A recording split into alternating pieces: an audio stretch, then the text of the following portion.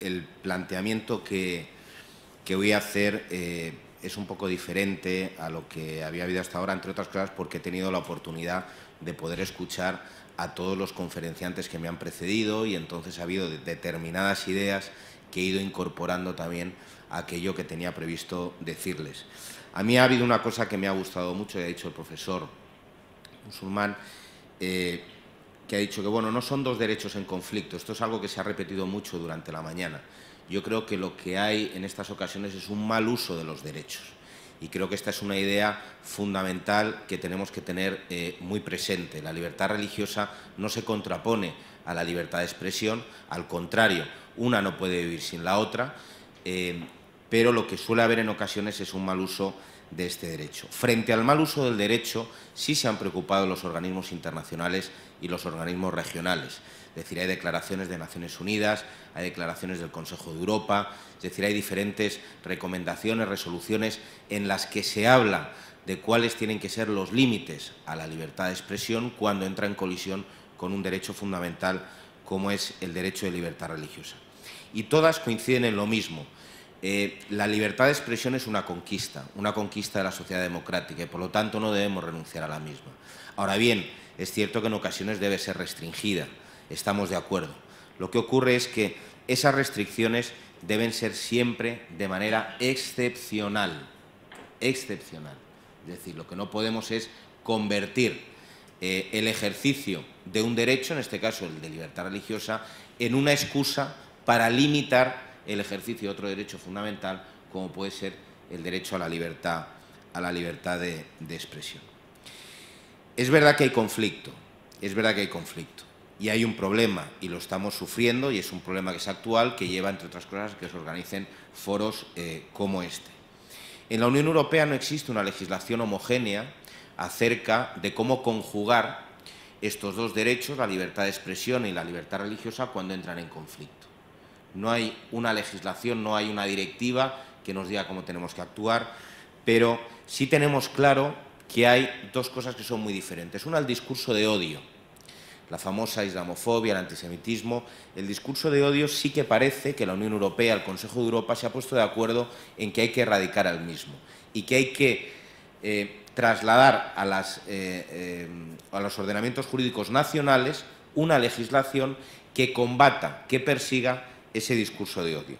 Y así se ha hecho. El subdirector general de Relaciones con las Confesiones, en la primera intervención, nos lo ha dicho. España, en la modificación del Código Penal del 2015, la Ley 1/2015 de este mismo año, ha hecho una modificación precisamente para protegernos contra el discurso de odio, que probablemente sea la más avanzada de Europa. Es decir, dentro de las recomendaciones que se hagan dentro del Consejo de Europa, España ha apostado por no poner paños calientes y perseguir de manera frontal ese discurso del odio. Pero seguimos teniendo un problema, y el problema es la blasfemia o el insulto religioso, que son distintos del discurso de odio. Una cosa es el discurso de odio, donde uno lo que quiere provocar es, entre otras muchas cosas, y antes lo decía Ruth cuando hablaba de las tres características del discurso de odio, no solamente estigmatizar al grupo, sino que además hay una reacción de violencia contra el mismo, una violencia que puede ser física, puede ser psicológica, etcétera, etcétera, sino que luego nos encontramos con el problema de la blasfemia y el problema del insulto religioso. Antes el profesor Palomino hacía referencia a ello. Ha habido países europeos en los que sigue existiendo un delito de blasfemia, ha habido otros países en los cuales se ha despenalizado. El que se despenalice la blasfemia significa que tenemos derecho a poder blasfemar sin que haya ningún tipo de consecuencia. Hombre, yo creo que no, porque el derecho fundamental sigue estando protegido en el Código Penal. El problema es que el Código Penal habla de sentimientos religiosos. Y cuando hablamos de sentimientos estamos hablando de algo subjetivo, lo cual es muy difícil en ocasiones de probar y lo cual es muy difícil de valorar en ocasiones también por los jueces. Porque el problema es que cuando tipificamos este tipo de delitos, la blasfemia o el insulto religioso, solemos decir, para tipificar el mismo, que tiene que ir acompañado de un dolo, de un ánimo de querer insultar, de un ánimo de querer burlarse de una determinada confesión. Y desgraciadamente sí que es verdad que por parte de la justicia nos estamos encontrando en ocasiones que los jueces, por intentar hacer algo que creen que es políticamente correcto, deciden no encontrar dolo o ánimo en determinadas manifestaciones. Yo no me puedo creer que ese artista español que en un momento determinado hizo una exposición en la cual salía la Macarena desnuda realizando una serie de actos sexuales, no tuviese ánimo de burlarse de la Macarena y fuese simplemente la utilización, como dijo en su momento delante del juez, de una imagen femenina, porque a mí se me ocurren muchas imágenes femeninas antes que poner a la Macarena para querer mostrar o querer provocar ante el auditorio. Con lo cual el problema que tenemos en ocasiones no es que el ordenamiento jurídico no nos dé las herramientas, sino que en ocasiones lo que ocurre es que no se aplican en la forma en la cual las pensó el legislador. Porque, repito, el Código de Derecho Penal español tiene recogido en un capítulo determinado una serie de artículos en los que se penan las ofensas contra los sentimientos religiosos. Cuestión distinta es que aquello se quiera aplicar o no se quiera aplicar. Se decía antes preguntaba una persona, bueno, ¿y qué soluciones se dan? Yo, en los minutos que me quedan, voy a intentar hacer una reflexión acerca de qué posibles medidas podríamos tener en este contexto en el que nos movemos de enfrentamiento o colisión en ocasiones entre el derecho a la libertad de expresión y el derecho a la libertad religiosa. Yo creo que puede haber mecanismos de control, creo que puede haber mecanismos de asesoramiento para políticas públicas y creo que tiene que haber también mecanismos de autocontrol. Y siempre utilizando la palabra responsabilidad, que en esta mañana la han utilizado todos los ponentes, el ejercicio responsable de la libertad religiosa, el ejercicio responsable de la libertad de expresión. Mecanismos de control.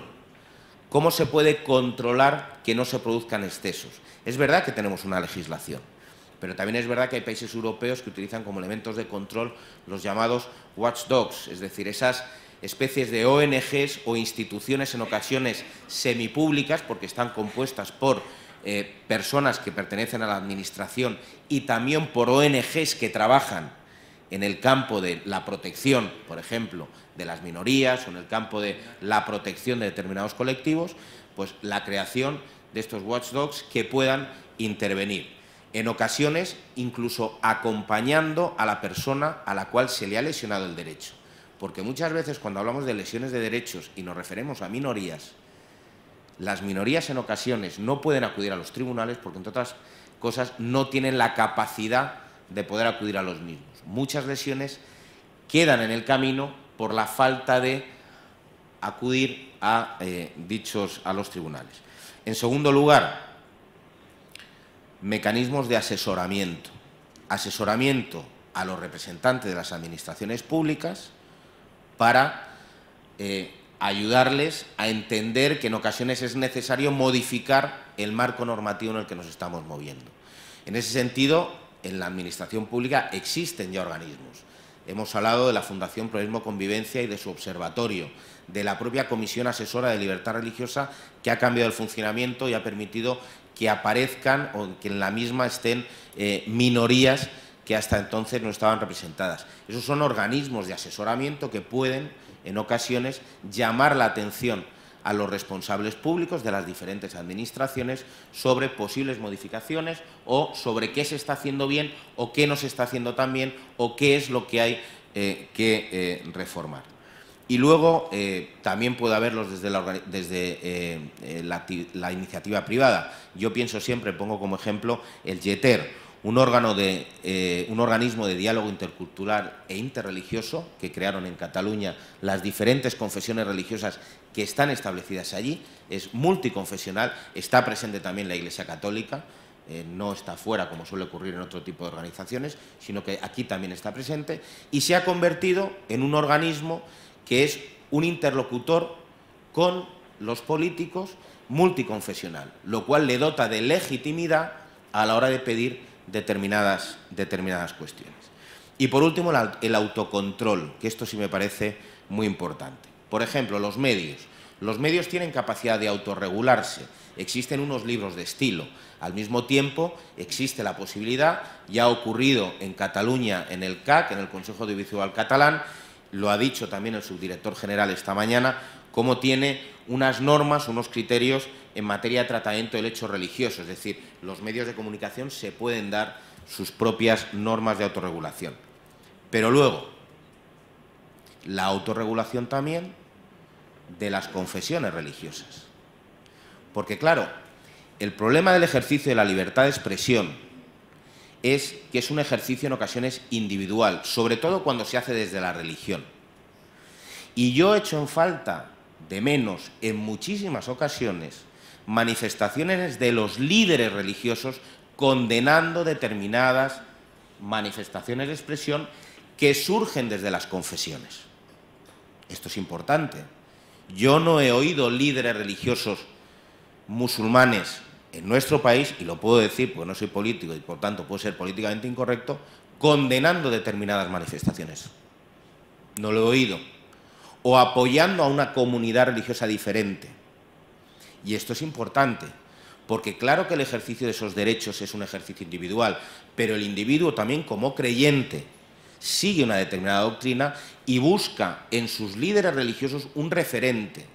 Entonces es importante también que las comunidades sepan que tienen una responsabilidad en materia de libertad de expresión cuando estamos hablando también de libertad religiosa. Creo, para terminar, que es importante que haya un liderazgo de los responsables religiosos en el espacio público precisamente cuando se produce ese conflicto entre libertad de expresión y libertad religiosa, porque eso nos podría ayudar en muchas ocasiones a mitigar determinadas situaciones de conflicto, determinadas tensiones y, sobre todo, a deslegitimar a aquellos que hacen un mal uso de su libertad religiosa en contra del derecho a la libertad de expresión. Nada más y muchas gracias.